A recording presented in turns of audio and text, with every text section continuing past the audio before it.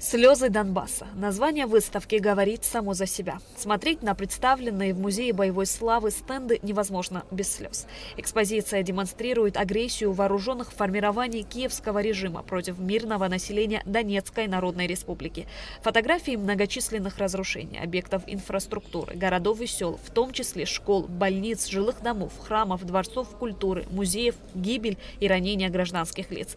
Здесь отражены страшные картины, похороны погибших от обстрелов детей. Каждый из стендов, представленных на выставке, кроме фотографий, содержит и информационную часть. Директор Музея боевой славы Мзия Бей отметила, что Абхазия знает о войне не понаслышке. В 1992-1993 годах на стороне войск Госсовета Грузии сражались неонацисты УНАУНСО. Они пришли в Абхазию, чтобы убивать нас на нашей родной земле. Напротив, жители юго-востока Украины, главным образом из Донбасса, поддержали справедливую борьбу Абхазии за свою свободу. В рядах вооруженных сил Республики Абхазия присутствовали добровольцы из Донецка и других городов Донбасса. Донецкие шахтеры собирали гуманитарную помощь и отправляли ее жителям блокадного Творчала. Эта братская помощь нами не забыта.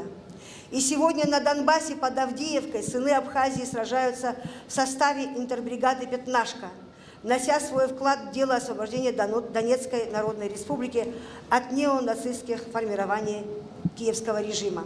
Абхазия поддерживает операцию по денацификации Украины и будет оказывать посильную помощь, отметил на открытии выставки секретарь Совета безопасности Республики Сергей Шамба. Мы как никто, конечно, понимаем ту боль, те страдания, которые испытывают народы братских республик. Мы каждый день следим за событиями, которые там происходят. Да, там наши граждане сражаются на стороне братского народа.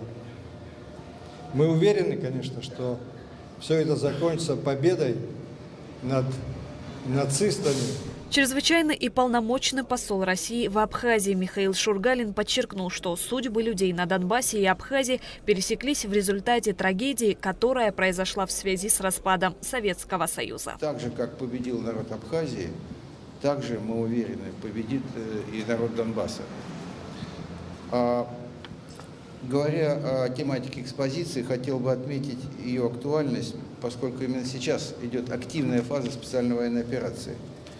И представленные на выставке факты карательных акций вооруженных формирований Украины, тем более против мирного населения Луганской Народной Республики, Донецкой Народной Республики, а также тех областей Украины, которые сейчас освобождены от нацистов, призваны показать реальное лицо киевского режима, и фотографии обличают современных нацистов, их бесчеловечное отношение к своим гражданам. Выставка «Слезы Донбасса» основана на материалах Донецкого республиканского краеведческого музея. Цель мероприятия – ознакомление широких слоев населения Абхазии с военными преступлениями бандеровских неонацистов на Донбассе. В 2008 году я занимался вопросами как раз приема беженцев в Робском ущелье. И очень тяжело и очень было больно видеть и смотреть в глаза женщин, потому что в основном шли, конечно, женщины и дети из Южной Осетии. И было очень больно видеть и слышать рассказы о том, что происходило тогда и в каком состоянии потом, когда уже мы были в Цхинвале, видеть вот эти вот разбитые дома, разбитые участки.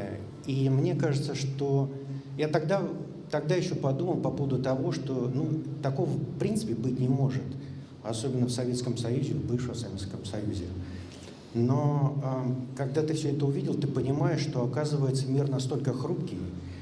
И мне кажется, что вот выставки подобного рода, они должны показать, и они должны еще раз убедить о том, что нужно все-таки отстаивать этот мир. И это нам лишнее напоминание по поводу того, что никак нельзя допустить, чтобы страдали особенно дети и пожилые люди. Открывалась акция такая «Абхазия, помоги Донбассу». Она существует по сегодняшний день. Значит, у нас два штаба. Один штаб в Казачестве Республики Абхазия, другой в фонде батальона «Горец». Вот. Помощь везется постоянно. Выставка «Слезы Донбасса» должна напомнить или впервые познакомить посетителей музея, особенно представителей молодого поколения, с проявлениями и последствиями нацистской идеологии, которая в начале 21 века вновь дает о себе знать. Для всех желающих экспозиция будет открыта до 4 сентября. Шазина Ханагуа, Михаил Братухин, Абхазское телевидение.